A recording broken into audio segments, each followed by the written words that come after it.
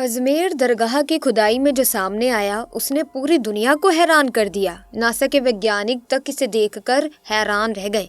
वहाँ कुछ ऐसा मिला जो न केवल विज्ञान के लिए चुनौती है बल्कि आस्था का एक अद्भुत प्रतीक भी। महादेव के इस चमत्कार ने यह साबित कर दिया कि हमारी धरोहरों में छुपे रहस्य सिर्फ मान्यताओं तक सीमित नहीं है बल्कि वो ब्रह्मांड के अनजाने पहलुओं को भी उजागर कर सकते हैं। अब सवाल ये उठता है कि महादेव से इस चमत्कारी खोज का क्या संबंध है? क्या ये एक नई विज्ञान और आस्था के संगम की मिसाल है? ये रहस्य हमें महादेव के अदृश्य चमत्कारों और उनकी शक्तियों के बारे में एक नई दिशा में सोचने पर मजबूर करता है। क्या ये संयोग था या फिर अलौकिक शक्ति कार्य कर रही थी? ये सवाल हर किसी के मन में है। तो आइए जानिए इस चमत्कारी घटना के बारे में जो अजमेर दरगाह और महादेव के बीच गहरे जुड़े हुए रहस्य को और भी गहरा बना देती है। इसी तरह की महत्वपूर्ण और ज्ञानवर्धक जानकारी प्राप्त करने के लिए हमारे चैनल समृद्धि को सब्सक्राइब करें और बेल आइकन को प्रेस करें ताकि नई वीडियोस की अपडेट आपको सबसे पहले मिल सके।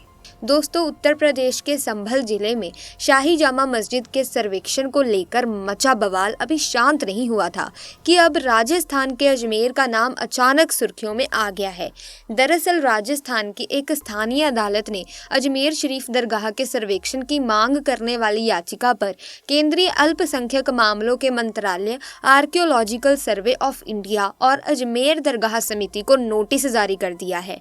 लेकिन अब सवाल ये उठता है कि आखिर अजमेर दरगाह से जुड़ी ऐसी क्या रहस्यमय बातें सामने आई जिनकी वजह से ये फैसला लिया गया? क्या सच में अजमेर की दरगाह एक पुराने शिव मंदिर को तोड़कर बनाई गई थी या ये सिर्फ एक और अफवाह है? ये सवाल लंबे समय से हिंदू संगठन के दिमाग में घूम रहा है। साल 2022 में महाराणा प्रताप सेना ने इस मामले को लेकर राजस्थान के मुख्यमंत्री अशोक गहलोत और केंद्र सरकार को पत्र लिखा था, जिसमें उन्होंने अजमेर शरीफ दरगाह के मंदिर होने का दावा किया था और उसकी जांच की मांग भी की थी। एक साल पहले साल 2023 में 5 वैज्ञानिकों की एक टीम जो अलग अलग शहरों में जाकर मंदिर और मस्जिदों का अध्ययन कर रही थी, इस टीम का उद्देश्य था लोगों की भगवान के ऊपर आस्था बनी रहे लेकिन अंधविश्वास के नाम पर किसी के साथ धोखा ना हो। 5 वैज्ञानिकों की इस टीम ने पूरे देश में अलग अलग जगह मंदिर और मस्जिदों का अध्ययन किया और अंधविश्वास से जुड़े कई तथ्य सामने लाए गए। लेकिन अचानक देश में जो मस्जिदों को लेकर विवाद होने लगे वो सबके आश्चर्य का विषय थे, क्योंकि देश भर में अलग अलग मस्जिदों में हिंदू मंदिर होने के दावे किए जा रहे थे। उस चीज पर अमल करते हुए वैज्ञानिकों की इस टीम ने मस्जिदों पर सीधे शोध करना शुरू किए। तब पाया गया कि देश में कई मस्जिद ऐसी हैं जिनका निर्माण 300 से 500 साल के बीच में हुआ है और देश भर के जितने मंदिर हैं उनका इतिहास हजारों सालों पुराना रहा है। जिससे एक बात कहीं ना कहीं स्पष्ट हो जाती है कि हो सकता है कि इन मस्जिदों के बनने से पहले उन स्थानों पर भी मंदिर ही हुआ करते हों जिन्हें मुगल आक्रांता ने तोड़ दिया। जब अजमेर शहर की बारी आई तब मंदिर और मस्जिद दोनों पर शोध किए गए। तब वैज्ञानिकों की टीम ने अजमेर दरगाह शरीफ के अंदर खिड़कियों के ऊपर स्वास्तिक के चिन्ह देखे जो कि हिंदू धर्म से रिलेटेड हैं। फिर दरगाह परिसर में 64 फीट का एक बड़ा दरवाजा दिखाई दिया। ऐसा लग रहा था मानो वो किसी मस्जिद का नहीं बल्कि मंदिर का दरवाजा हो, क्योंकि उस दरवाजे के ऊपर भी कई हिंदू साक्ष्य अंकित थे। इसी मस्जिद के अंदर तहखाना भी मौजूद है जो मूल रूप से गर्भगृह के समान प्रतीत हो रहा था। ये सभी सबूत चौंकाने वाले थे। अजमेर दरगाह से जो भी साक्ष्य प्राप्त हुए उनकी एक फाइल बनाकर 5 वैज्ञानिकों की इस टीम ने राजस्थान सरकार को सौंप दी, लेकिन किसी ने भी इस बात के ऊपर कोई गंभीरता नहीं दिखाई। आखिर मस्जिद के अंदर स्वास्तिक के निशान क्या कर रहे हैं? लेकिन कहते हैं ना, सच को ज्यादा दिनों तक छुपाया नहीं जा सकता। वो एक ना एक दिन सबके सामने जरूर आता है। महाराणा प्रताप सेवा के सानिध्य में हिंदू सेना के राष्ट्रीय अध्यक्ष दीपेश जी ने आखिरकार सच को सामने लाने का प्रयास किया और अदालत में ये याचिका दायर करी कि ये कोई दरगाह नहीं बल्कि शिव मंदिर है। और सबूत के तौर पर एक ऐसी किताब को रखा गया जिसे लिखने वाले भी अजमेर के रहवासी थे। इस किताब के अंदर वो सच्चाई लिखी थी जिसने सबके रोंगटे खड़े कर दिए। ये किताब अजमेर निवासी हरविलास शारदा द्वारा वर्ष 1911 में लिखी गई थी। इस इस किताब का हवाला देते हुए हिंदू सेना के राष्ट्रीय अध्यक्ष दीपेश जी ने अपनी याचिका में कहा कि दरगाह की जमीन पर पहले भगवान भोलेनाथ का एक मंदिर था। इस शिव मंदिर में पूजा और जलाभिषेक होता था। दरगाह परिसर में मौजूद 74 फीट लंबे बुलंद दरवाजे के निर्माण में मंदिर के मलबे के अंश हैं।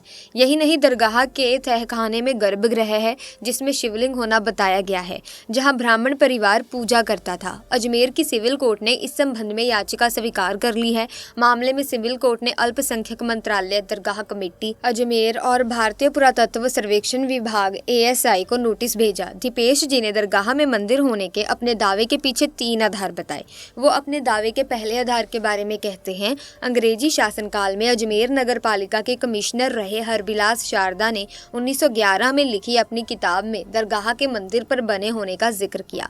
हमने उनकी किताब को आधार बनाया है। दूसरे दावे के आधार के बारे में उन्होंने कहा, हमने अपने लेवल पर शोध किया और किताब की जानकारी के आधार पर दरगाह में जाकर देखा है। दरगाह की संरचना हिंदू मंदिर को तोड़कर बनाई गई है। दरगाह की दीवारों और दरवाजों पर बनी नक्काशी हिंदू मंदिरों की याद दिलाती है। अपने दावे के तीसरे आधार के बारे में उन्होंने कहा, अजमेर का हर एक शख्स जानता है और उनके पूर्वज भी बताते रहे हैं कि वहाँ शिवलिंग होता था। लोगों का कहना है कि यहाँ हिंदू मंदिर हुआ करता था।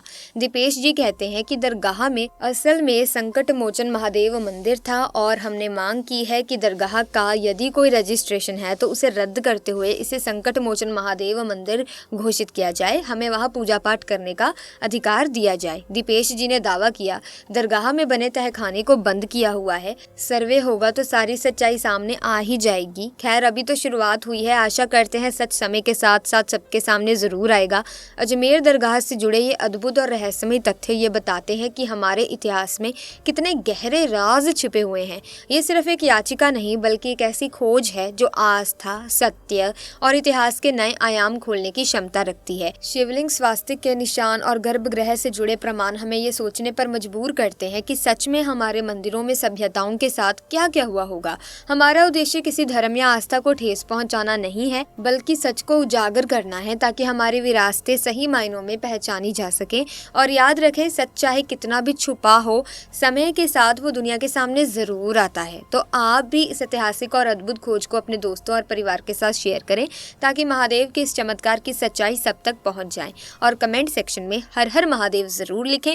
वीडियो को लाइक करें और अगर आप इसी तरह की और रहस्यमय वीडियोस देखना चाहते हैं, ऐसी जानकारियां पाना चाहते हैं, तो आप हमारे चैनल को सब्सक्राइब करके बेल आइकन को प्रेस जरूर करें ताकि तमाम नए वीडियोस की अपडेट आपको मिलती रहे। मिलेंगे दोस्तों जल्द ही एक नई वीडियो में, तब तक के लिए धन्यवाद। हर हर महादेव।